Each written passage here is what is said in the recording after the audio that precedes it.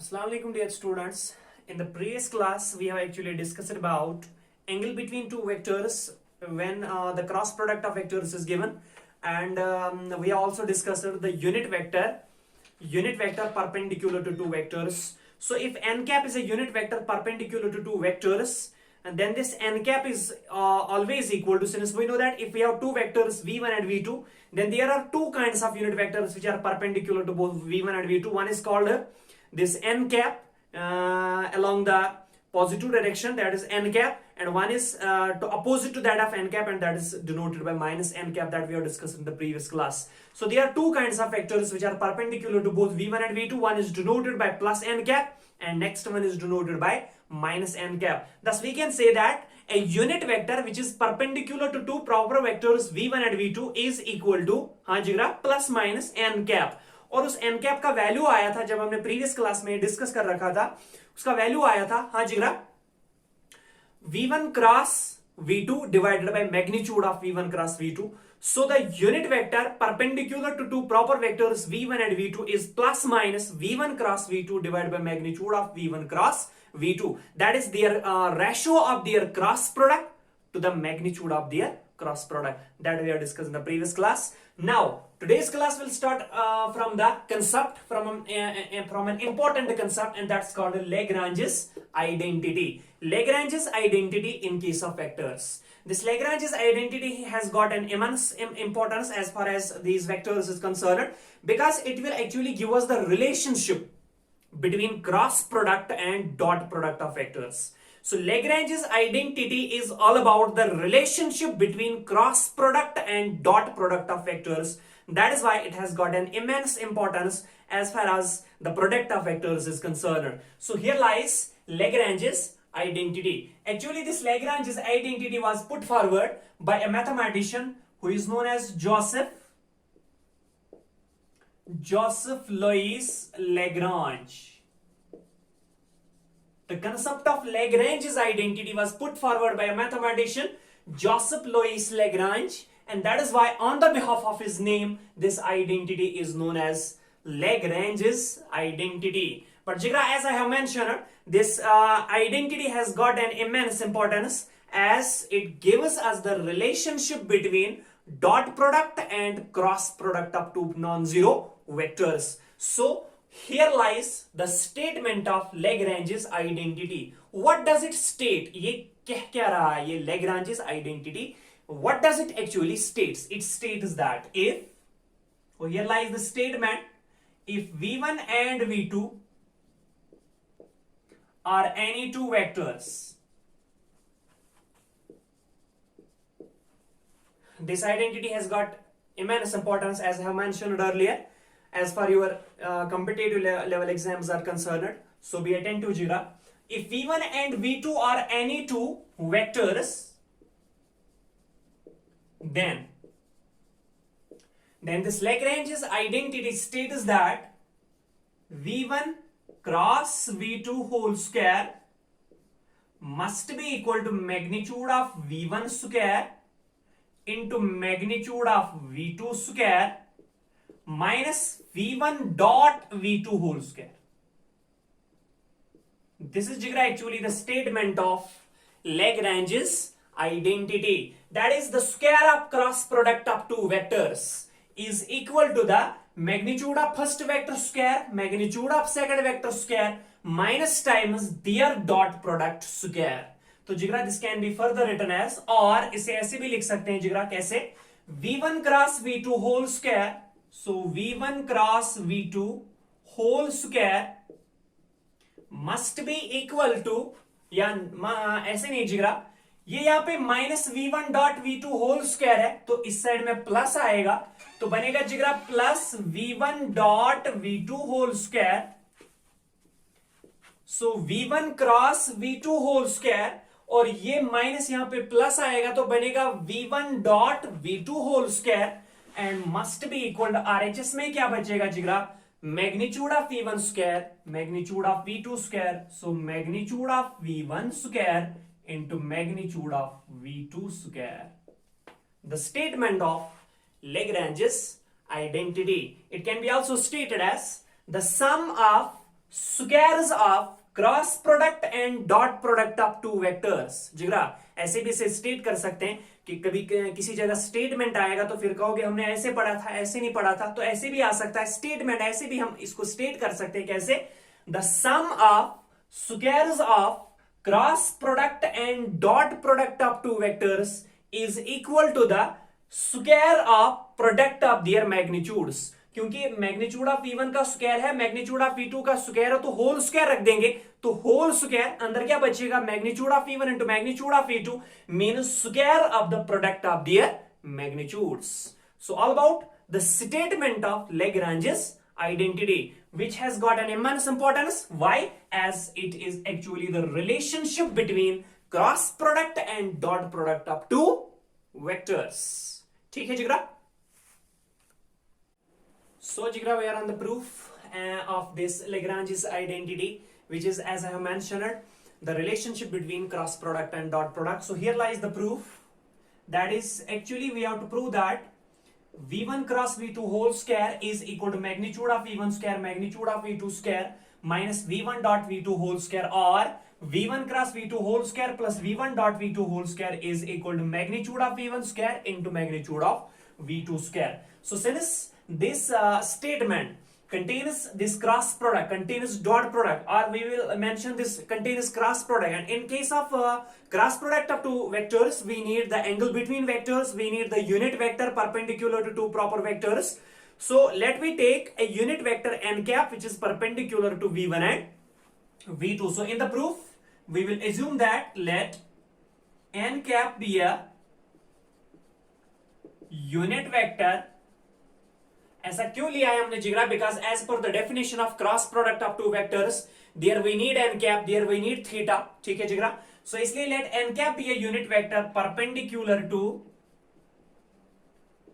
N cap be a unit vector perpendicular to the plane और to the vectors v1 and v2, to the plane of vectors v1 and v2, और ये होगा positive ये n cap कब? For the right handed rotation which carries V1 to V2, और इसकी ये जो डायरेक्शन होगी ये नेगेटिव होगा from not for V1 to V2 but from V2 to V1. So to the plane V1 and V2 and positive for the right handed rotation and positive for the right handed rotation, positive for the right handed rotation from V1 to V2. हाँ जिगरा?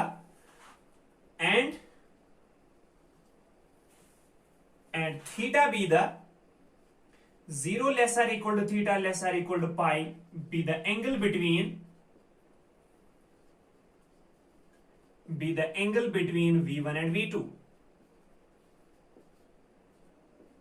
हाँ जिगरा?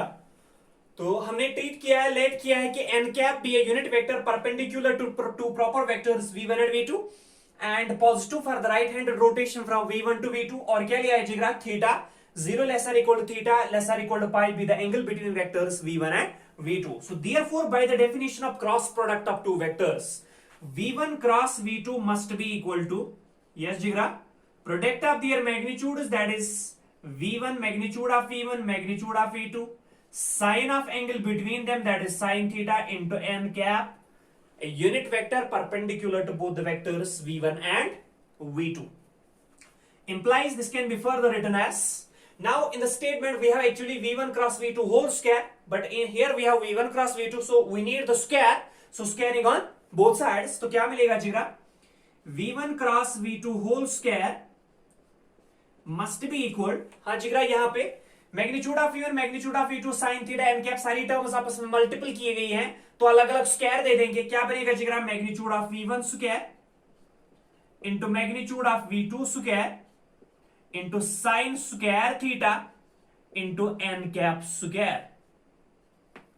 Done जिगर? Magnitude of V1 square अपना square, magnitude of V2 का अपना square, sine का अपना square, so sine square theta, और एन कैप का अपना square, that is n cap square. So this can be further written as, this is magnitude of V1 square into magnitude of V2 square into sine square theta. Now look jigra, this is n cap square. N cap is a vector, no doubt a unit vector, but n cap is a vector.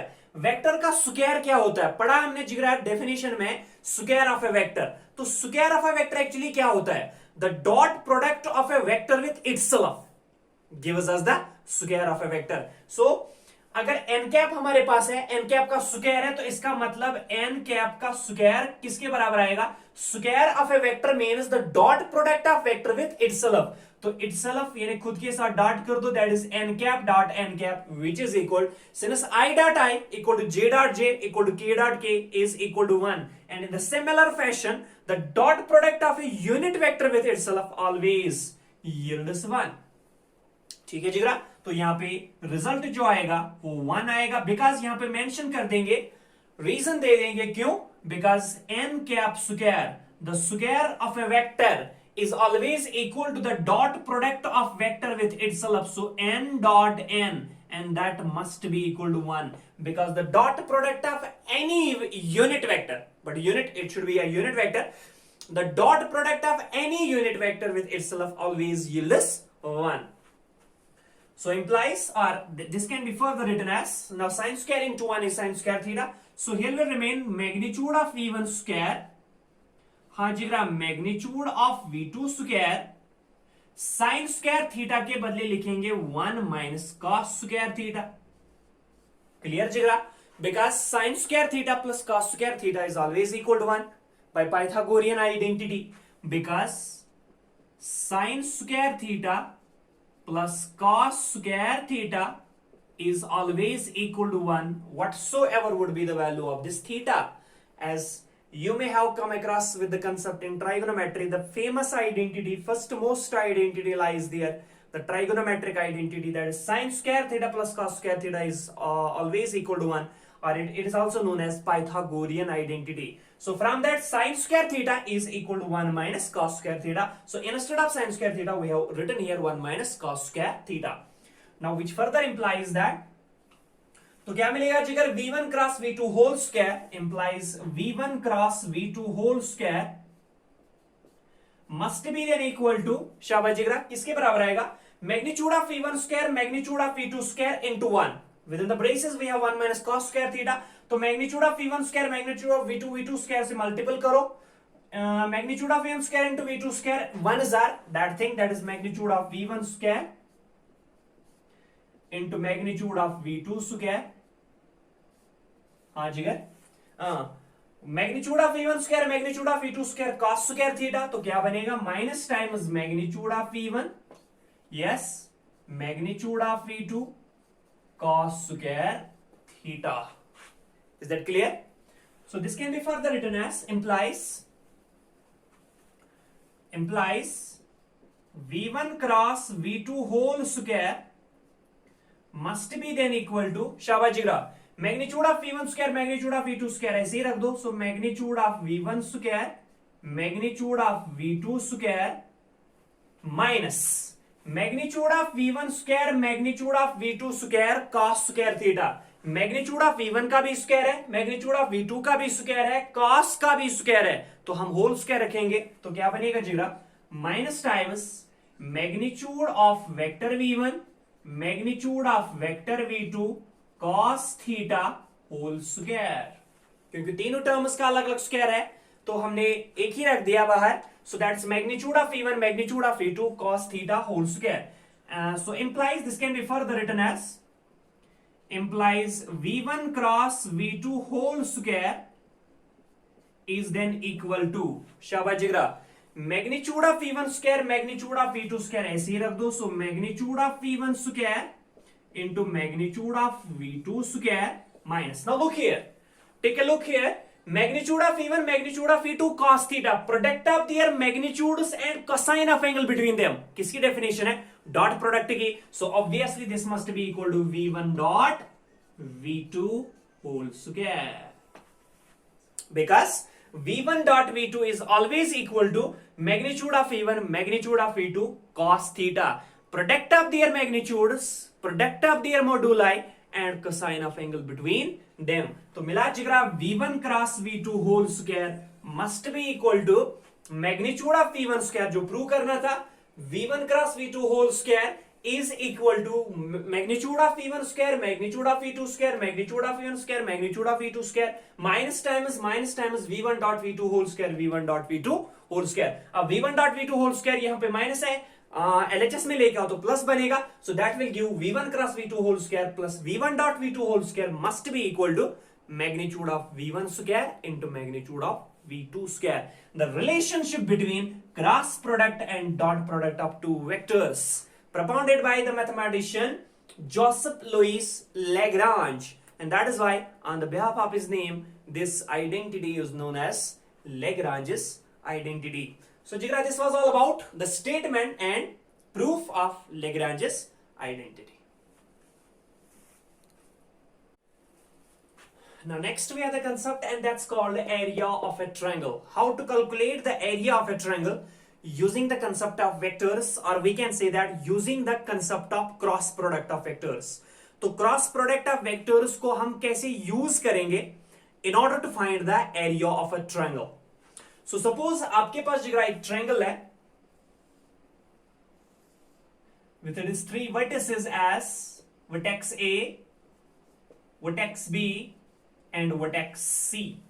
So how can we use the concept of cross product of two vectors or cross product of vectors in order to find the area enclosed by this triangle, in order to find the area of this triangle? So Jigar, suppose it has its three vertices A, B and C. Vertex A, vertex B and vertex C, they are vertices no doubt, but they are the points. But any point whether lying in a plane or in space has its position vector. So let the position vector of point A be small a vector.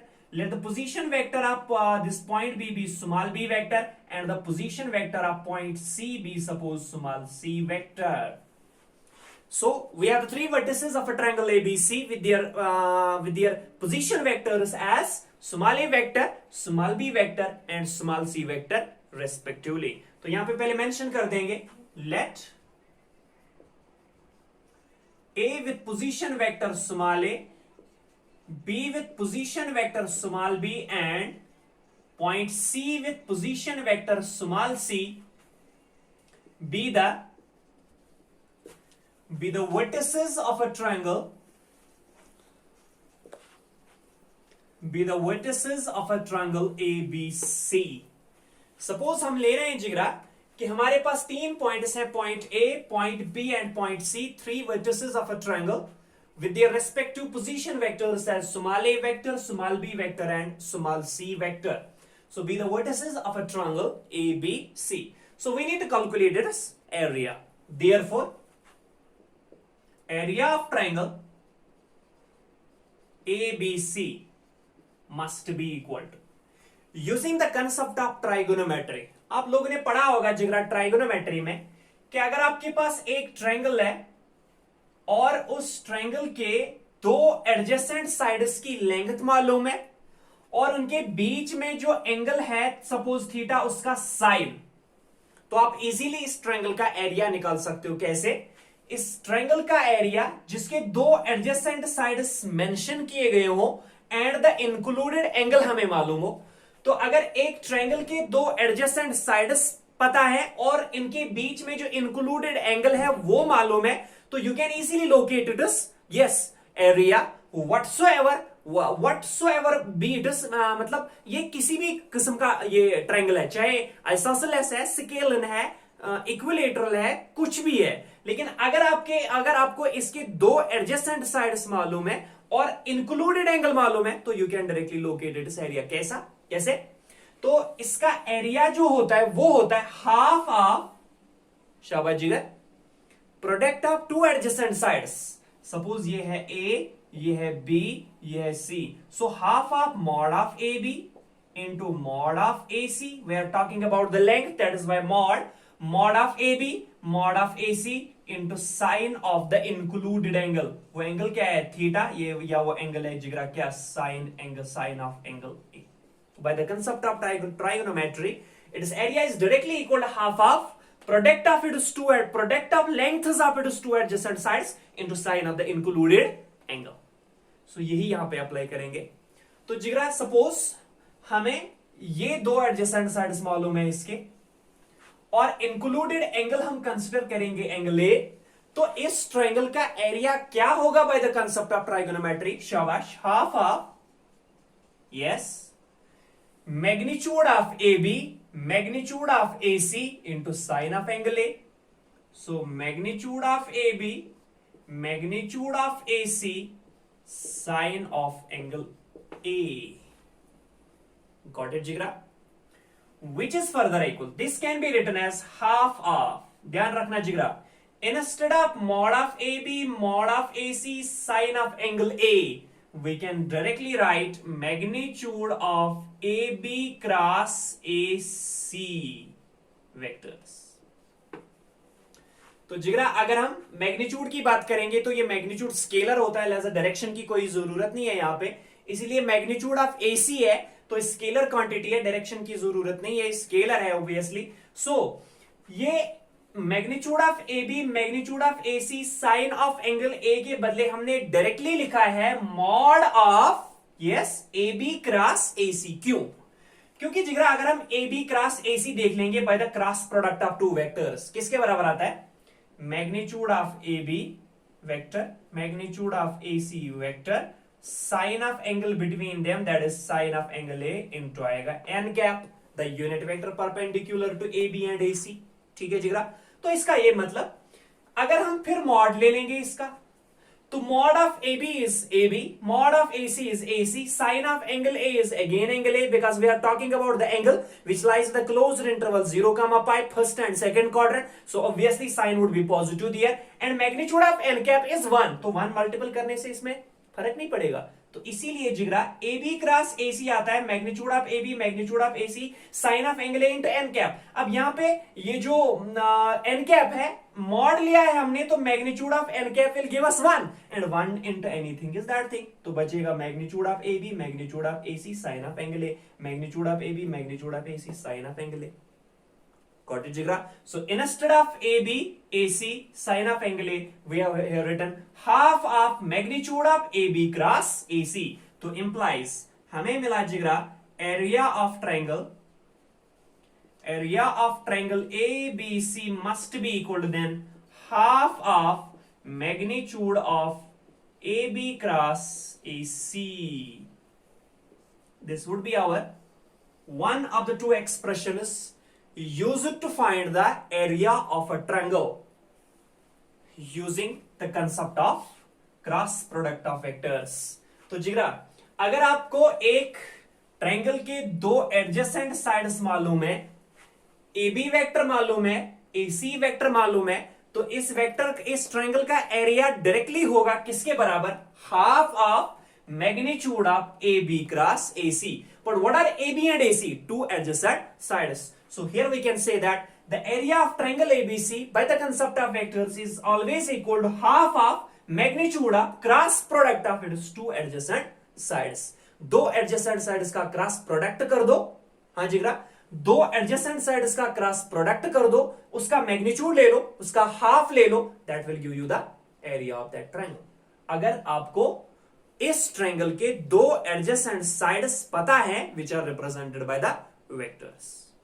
अब suppose इसको रखेंगे हम यहां पे equation number first. अब suppose हमें इस triangle के साइड्स ए बी साइड और ए सी साइड नहीं दे रखे हैं, नहीं रिप्रेजेंट किए गए हैं बाय वेक्टर्स. सपोज हमारे पास है ए पॉइंट का पोजीशन वेक्टर, हमारे पास है बी पॉइंट का पोजीशन वेक्टर, हमारे पास है सी पॉइंट का पोजीशन वेक्टर, तो उस समय एरिया ऑफ ट्रायंगल हम कैसे कैलकुलेट करेंगे? So we are going to perform that. From first we have, from equation first we have, हाँ जिगर, what we have from equation first? Area of triangle ABC must be equal to half of magnitude of, देखो जिगरा AB vector है, AB vector is any vector, तो AB vector आपके पास है, AB vector is any vector, और any vector किसके बराबर होगा जिगरा? Position vector of its final point, that is position vector of B, minus position vector of its initial point, that is position vector of A. Clear जिगरा? position vector of B is a point, its position vector is B vector, small b vector. Position vector of A is a point, its position vector is small a, so B vector minus A vector. So instead of AB vector we can write B vector minus A vector.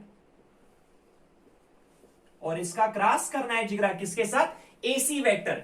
AC vector फिर से है any vector, और any vector फिर से होगा किसके बराबर, position vector of its final point minus position vector of its initial point, that is position vector of C minus position vector of A, and that must be equal to Shavajigra position vector of C.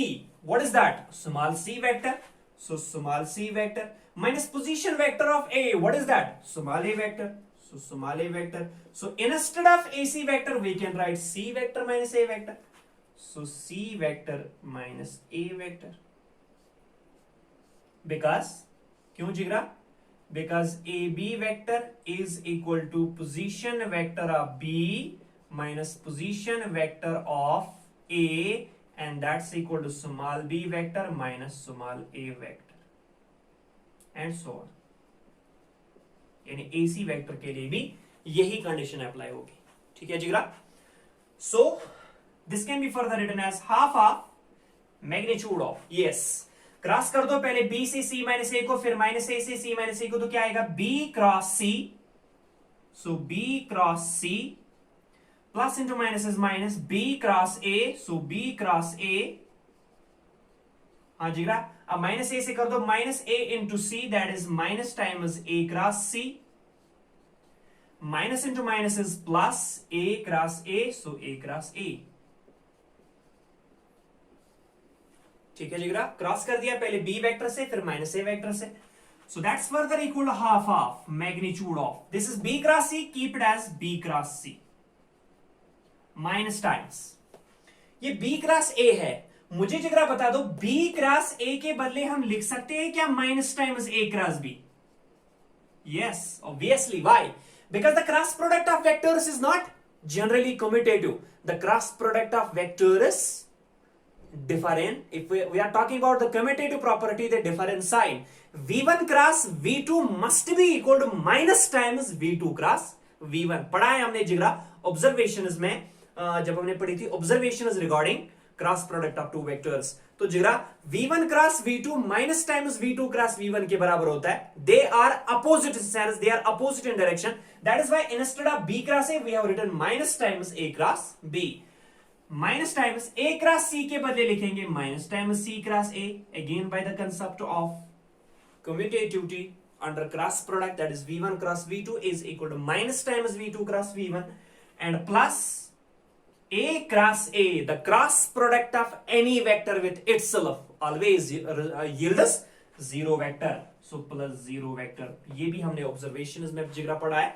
So because अगर आप लिखना चाहोगे तो लिख सकते हो, because V1 cross V2 must be equal to minus times V2 cross V1, और क्या होगा जिगरा, and V cross V, the cross product of any vector with itself always yields a zero vector.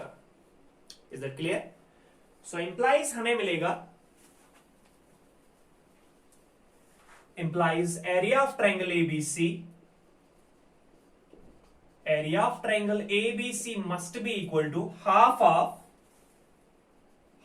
of magnitude of, Shabajigar, B cross C is B cross C, keep it as B cross C. Now minus into minus is plus, so plus A cross B. हाँ जिगरा, minus into minus is again plus C cross A, so plus C cross A.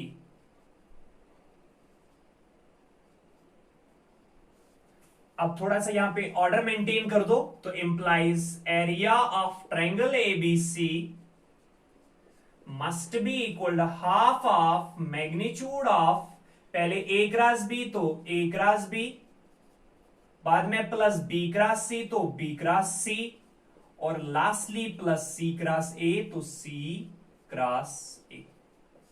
तो ये आएगा जिगरा area of a triangle when its sides are not mentioned, two adjacent sides are not mentioned, but the position vectors of its three vertices are given.